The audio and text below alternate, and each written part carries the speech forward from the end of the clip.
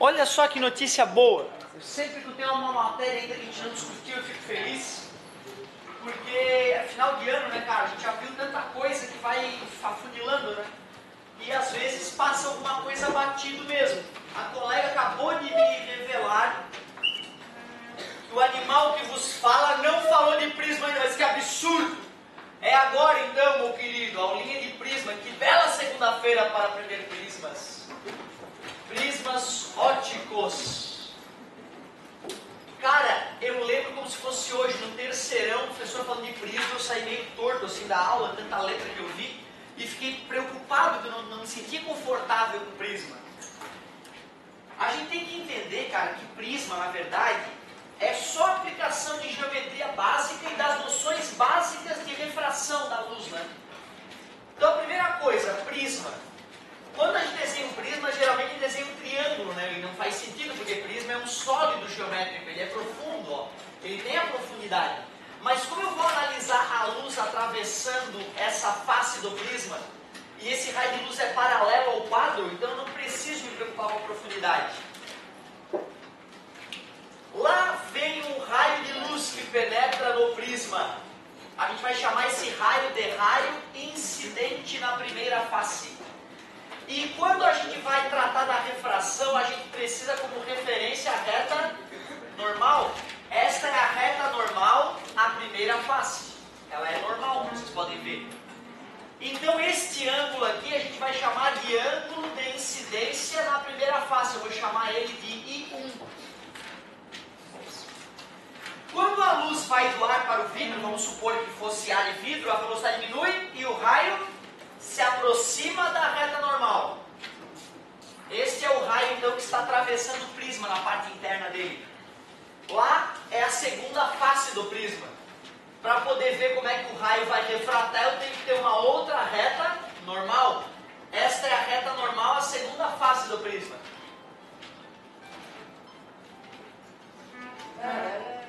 Esse morte, por isso que acontece. Passou. Galera, a luz quando vai do vidro para o ar, ela aumenta de velocidade e, portanto, se afasta da reta normal. O nome deste raio é raio refratado na segunda face.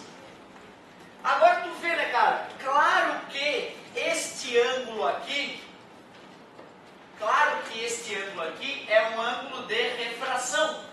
E é um ângulo de refração na primeira face, por isso eu chamarei ele de R1. Todos sabemos que este ângulo é um ângulo de incidência na segunda face, mas nós chamaremos ele de R2.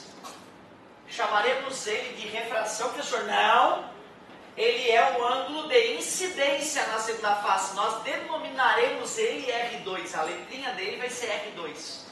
Quando eu vi isso, já fiquei puto na aula. Eu pensei, que idiotas, quem foi o babaca? Eu pensei comigo.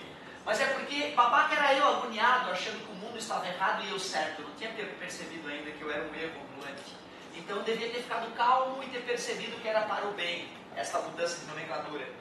Este ângulo aqui é um ângulo de refração na segunda face. Porém, a despeito do nome dele, nós chamaremos de I2. Até agora eu não te falei nada demais, eu só dei nome aos bois. Eu te falei que o I1 é chamado de ângulo de incidência na primeira face. Eu te disse que o R2 é um ângulo de incidência na segunda face. Eu te disse que o R1 é um ângulo de refração. Refração na primeira face. E acabei de te dizer que o I2, apesar de ter o nome I, é um ângulo de refração na segunda face.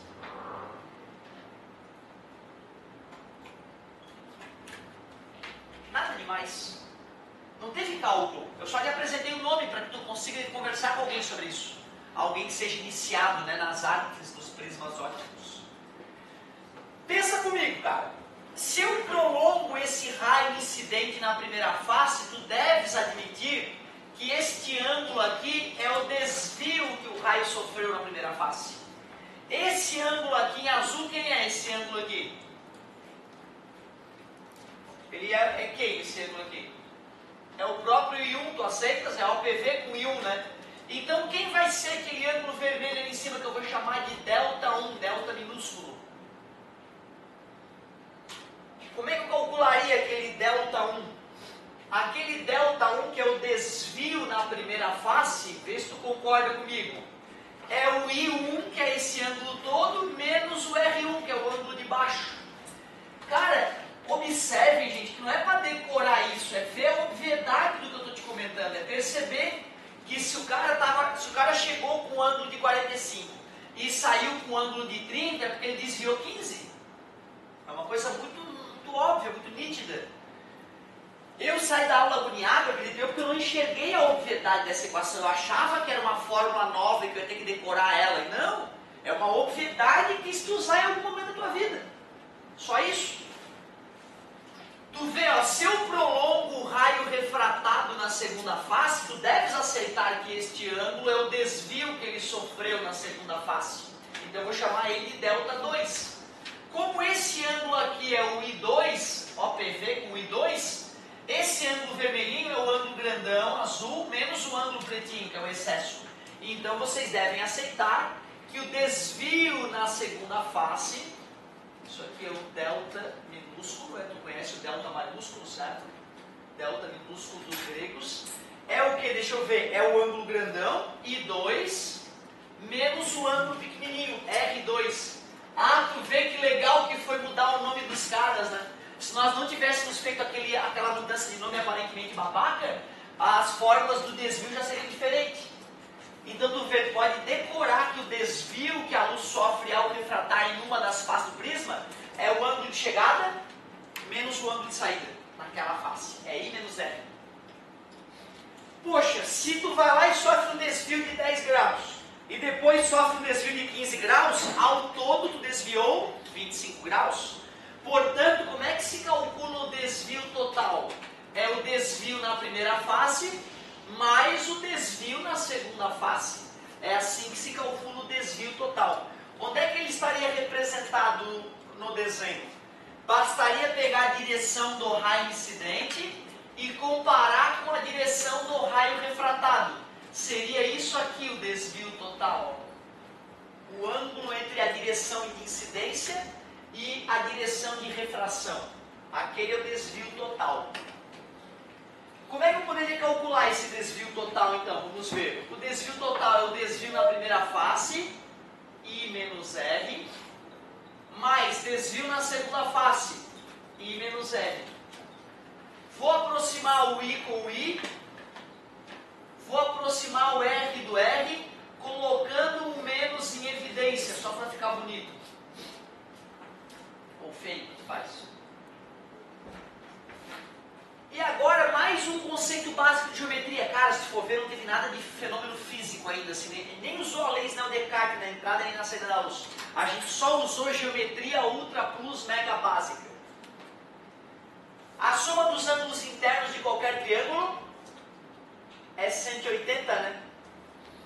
Tu vê, eu poderia ter provado isso, ó, te mostrando que esse ângulo aqui de dentro é 180 menos delta, né?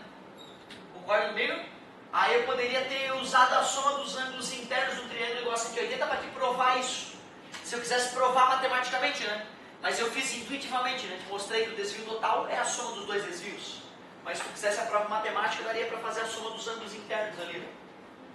Mas agora sim, a equação mais importante dos prismas. Esse ângulo aqui, ó, entre a primeira e a segunda face do prisma é chamado de ângulo de abertura ou refringência. Ângulo de abertura ou refringência.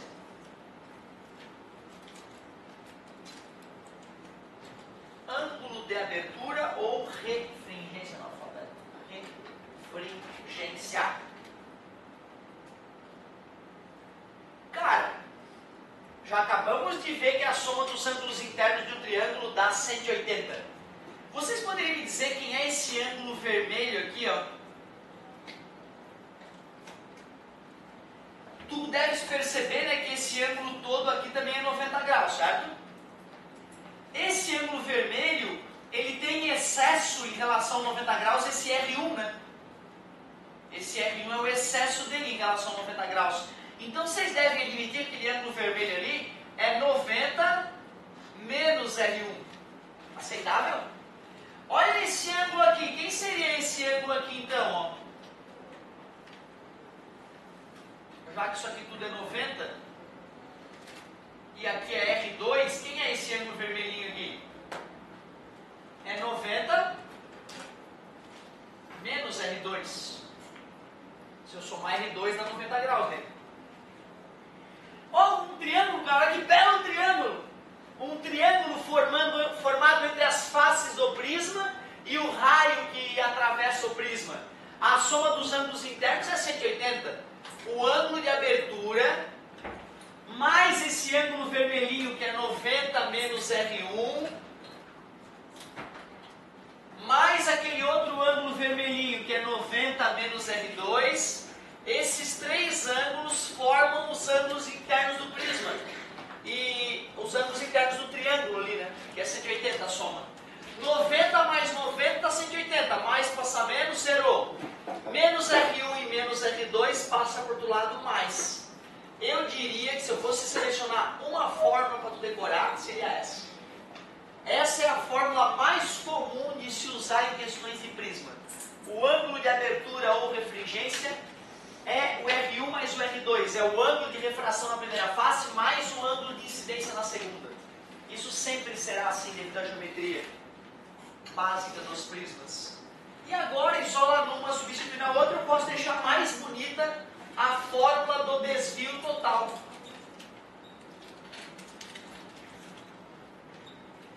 Esta é a fórmula do desvio total sofrido pelo raio de luz ao atravessar o prisma.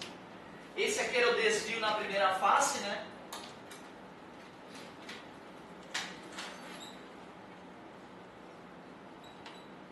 Esse aqui era o desvio na segunda face.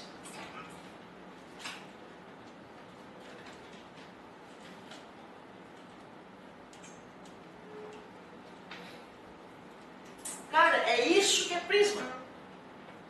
Se tu for ver, cara, o que eu usei para gerar as equações de prisma? Bom senso, o que é OPV, que é o ângulo oposto pelo verso. O aluno sabe, né, que esse ângulo aqui é igual àquele. Né? Ele entende a soma e subtração de ângulos, é uma coisa bem básica na geometria. Dá para chegar nessas conclusões todas aí. Tá, professor, então é matemática básica aplicada na geometria do prisma aí? Sim. O que é que tem de física mesmo aí? O que tem de física é a lei de Descartes na entrada. O n de chegada, então vou colocar n do meio, vezes o seno do ângulo de chegada na primeira face, é igual ao n do prisma, vezes o seno do ângulo de saída. Isso é que é a física do prisma.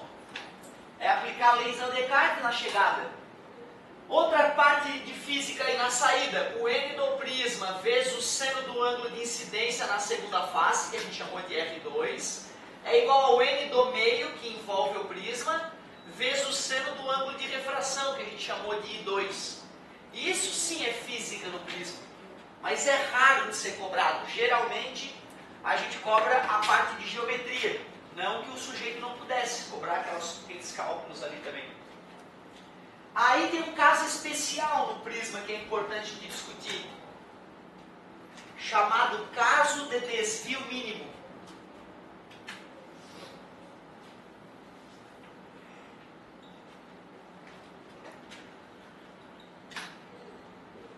O caso de desvio mínimo, na faculdade a gente faz a lei de Descartes na entrada para relacionar o I com o ΔI. Faz a lei de Descartes na saída para relacionar os ângulos e achar o ΔI. E faz o cálculo, então, né? Acha o desvio na primeira face, acha o desvio na segunda face e faz o cálculo do desvio. Se eu fizesse esse cálculo para vocês, ia ficar uma fórmula bem desagradável, com dois senos ali, vários vários ângulos. Aí nós teremos que usar conceitos de cálculo para poder descobrir quando que o desvio é mínimo. No ensino médio a gente não tem como fazer essa parte de matemática. Mas a gente pode alertar os alunos que o desvio que a luz sofrerá ao atravessar o prisma será mínimo quando isto ocorre quando o ângulo de entrada é exatamente igual ao ângulo de saída. O ângulo de incidência na primeira face é igual ao ângulo de refração na segunda face. Se isto ocorre, e como a refração na entrada e na saída é a mesma, consequentemente, o ângulo de refração na primeira face fica igual ao ângulo de incidência na segunda. Já que isto ocorre, nós chamaremos o ângulo de incidência apenas de I e o ângulo de refração apenas de R. E neste caso, a fórmula do desvio fica mais bonita, ó. Fica I1 mais I2, vai ficar I mais I, menos o ângulo de abertura. Mas nesse caso de desvio mínimo, o ângulo de abertura, que é R1 mais R2, vai se transformar em R mais R, já que os R são iguais, ou seja, 2R. E aí então, substituindo no lugar do ângulo de abertura, substituindo o 2R, a fórmula do desvio mínimo fica 2I menos 2R, ou ainda, se eu preferir, eu posso botar o 2 em evidência, 2 que multiplica I menos R. Uma forma de reconhecer visualmente que é o caso do desvio mínimo que está sendo cobrado, é perceber que o raio atravessa o prisma paralelamente à base, ou ele forma um triângulo isósceles na parte superior do prisma, ou até equilátero poderia ser. Mas o comum é que este ângulo seja igual a esse, né? Seja igual a esse. Eu já vi o cara quebrar o prisma, entendeu? O cara não perceber isso visualmente, o cara botar o prisma como se tivesse quebrado para dificultar a percepção de que é o caso de desvio mínimo que nós estamos trabalhando. Cheguei a comentar com vocês sobre os prismas de reflexão total, quando a gente falou de reflexão total, prisma de Amit e prisma de Porot. Então tu vê, vamos aproveitar para falar da reflexão total e revisar os prismas de Amit e de Porot, que são prismas de reflexão total. A gente não vai usar essa teoria nesses prismas, mas como é prisma, né, vale a pena a gente aproveitar um momento aí. Mas antes de falar do prisma de Amit e do prisma de Porot, que são os prismas de reflexão total, eu quero fazer outro exercício que eu acho que vai ser um ótimo exemplo para a gente. Muito obrigado, e se não fosse tu, imagina. Ah, garoto, me abandonou. Rosalina, vamos! Que bela manhã para aprender. Agora me empolguei. Agora eu vou fazer uma.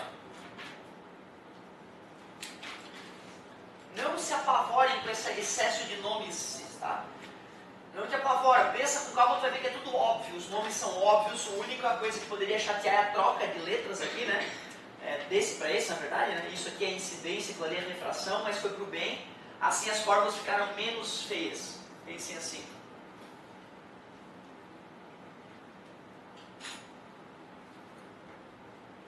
Sobre aquele diferentinho, né? Ah, cara, Rosalina! Diferentinho. Dar uma estudadinha naquilo que tu tem mais dificuldade, dar uma relaxadinha também, né? Afinal, tem que chegar sadio, com a mente sadia, não esquece.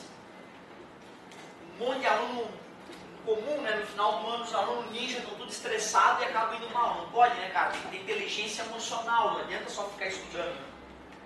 Página 208 do livro 4, Gertrudes. Vamos fazer a questão 24.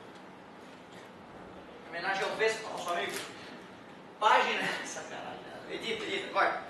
Um raio luminoso incide perpendicularmente a uma das faces de um prisma de vidro, N do vidro, raiz de 2, imerso no ar. N do ar igual a 1. E emerge rasante a outra face. Oh, que bonito. Peraí. Ele disse que tem um prisma, disse que o N do prisma é raiz de 2, disse que o raio penetra perpendicular a uma das faces, perpendicular. Vamos fazer esse desenho.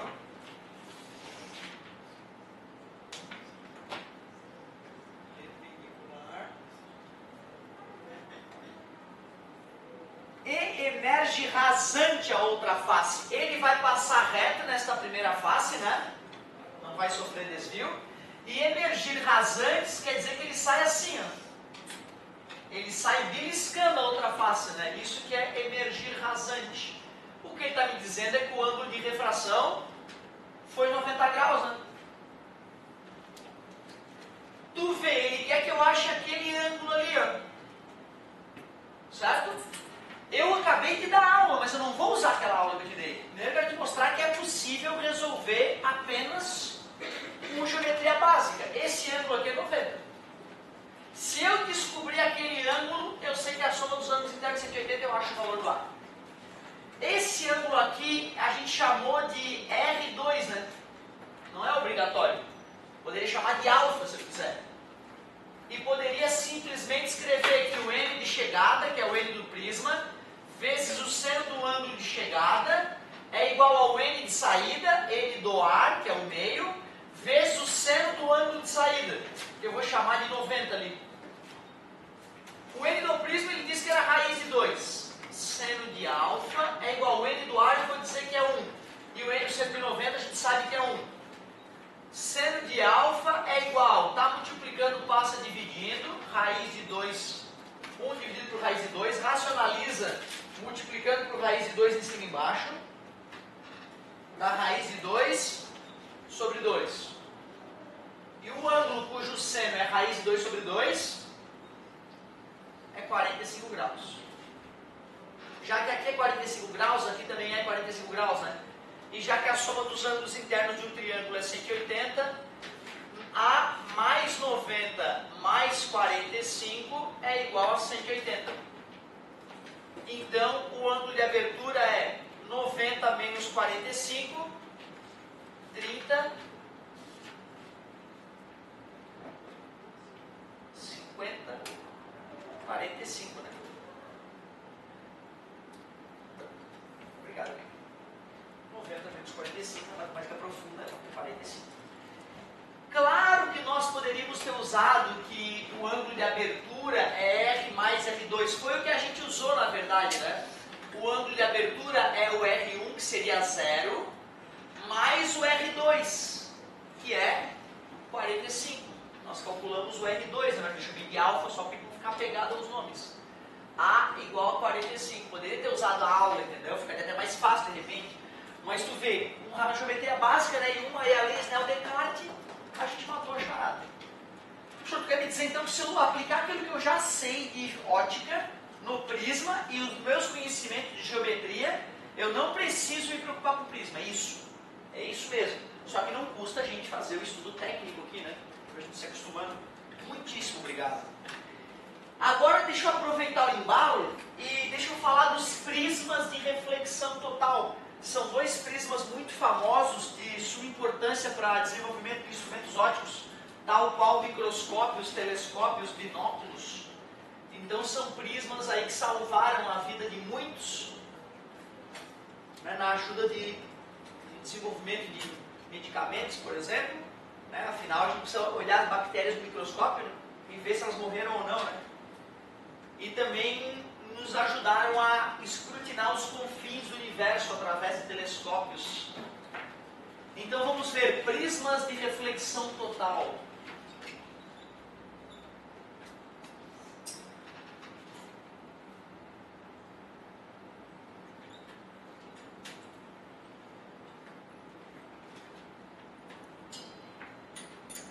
Só são dois. É o prisma de Amici e o prisma de Porrot.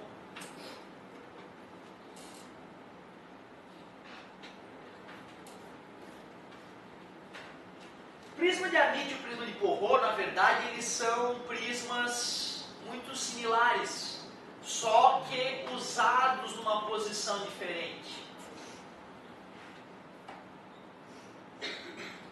O prisma de Porrot, ele tem a habilidade de fazer a luz desviar 90 graus porque ela chega perpendicular a uma das faces e não sofre então desvio, refrata sem sofrer desvio, já que o ângulo de incidência é zero. Aí a luz sofre reflexão total na face interna do prisma, e aí refrata mais uma vez na outra face, mais uma vez perpendicularmente a ela, e aí a gente percebe então que o desvio total que a luz sofreu foi 90 graus. Muito importante, né, fazer a luz fazer uma curva aí para desenvolver instrumentos ópticos. Já o prisma de Porot, eu vou fazer ele entrar perpendicular a uma das faces, a face maior, ele refrata sem sofrer desvio, sofre uma reflexão total, sofre outra reflexão total e volta o prisma, volta na mesma direção que ele chegou. Ou seja, sofre dois desvios de 90 graus, um desvio de 180 graus. Faz a luz dar a volta. Então é um prisma mágico aí que faz a luz dar a volta. Consegue dobrar o raio de luz, podemos pensar assim. Se tu pegar um pedacinho de vidro comum na tua casa e for tentar usar um raiozinho laser daquele do I99, aquela apontadorzinho de projetor, para tentar fazer isso acontecer, tu pode decepcionar. Porque não, o vidro para o prisma funcionar dessa maneira não pode ser um vidro qualquer. Não pode ser um vidro comum. Ele tem que ter um índice de refração específico. Vamos calcular qual é o índice de refração para que o prisma funcione como um prisma de reflexão total. Não custa lembrar, né, a reflexão total. A reflexão total só pode ocorrer quando a luz vai de um meio mais refringente para o meio menos refringente. Por exemplo, quando a luz aumenta de velocidade e se afasta da reta normal. Só que só isso não é o suficiente, né? Além disso, a luz tem que chegar com um ângulo maior que o ângulo limite. Ângulo limite é aquele ângulo com o qual a luz chega e acaba se refratando com 90 graus. Esse é o famoso ângulo limite. Se a luz vai de um meio mais refringente para o meio menos refringente, tipo, exemplo, vidro e ar. E se além disso o ângulo de incidência for maior que o ângulo limite, em vez de ocorrer refração, ocorre reflexão total. Então, ocorreu reflexão total no raiozinho azul. O raio vermelho era refração. O raio preto ainda é refração no caso limite. O raio azul sim sofreu reflexão total. Quer dizer que se eu quiser achar o ângulo limite, eu faria N de chegada, N do vidro, vezes seno do ângulo de chegada, seno de L, é igual ao N do ar, vezes o seno de 90, né? O ângulo de refração foi 90. Seno de 91. Então, se eu quiser achar o seno do ângulo limite, é pegar o N do ar e dividir pelo N do vidro, do qual o prisma é feito, né? Tu vê, né? Se aqui está a reta normal, o ângulo de incidência é 45 graus, o ângulo de reflexão é 45 graus. Se o ângulo limite fosse 45 graus, esse raio, em vez de refletir, ia refratar nesse caso, que seria o caso limite, né? Então eu poderia dizer que, vamos primeiro pensar que o ângulo limite fosse 45 graus. Se fosse 45 graus, como o N do ar é 1, eu poderia calcular o N do vidro. O N do vidro é igual a 1 sobre o seno de 45. O N do vidro seria 1 que divide raiz de 2 sobre 2. Divisão de fração é a primeira, vezes o inverso a segunda. Racionaliza. O N do vidro fica 2 raiz de 2 sobre 2. O N do vidro seria raiz de 2. Só que se fosse raiz de 2, a luz vazaria daquele jeito. Portanto, para que um prisma seja um prisma de reflexão total, o N do prisma tem que ser maior que raiz de 2. Tu vê, né? Se o N do vidro for 1.41, raiz de 2 é 1.4142, né? A luz vaza por aqui. Mas se o N do prisma for 1.42, aí a luz já vaza por aqui. É inacreditável. Segunda casa após a vírgula, muda tudo. Então, um prisma de reflexão total, para funcionar como tal, deve ter o índice de refração uma gotinha maior que a raiz de 2. Como a raiz de 2 é 1.41 nos quebradinhos, se for 1.42 já funciona. Vidro comum, talvez não funcione, dependendo do N do vidro aí, né? Tem vidro com N 1.4, uns quebradinhos. Agora estou satisfeito com a aulinha de prisma. Agora eu acho que ficou honesta a aulinha. Deu para dar uma boa olhada nisso aí. Agora você tem que fazer como uma colega, procurar catar questões que envolvam prismas, resolver elas, tentar resolver as questões e trazer as dúvidas para a próxima aula, para a gente não deixar essas dúvidas aí nos perturbarem no vestibular, já que falta tão pouco. Ótima pedida, muito obrigado mais uma vez, hein? Vai lá, pede mais uma aí, pede mais uma. Deixa eu só cortar o videozinho aqui para não ficar infinito. Me perdoem a reflexão no quadro, né? Estou para trazer um blackout desde a primeira aula do ano.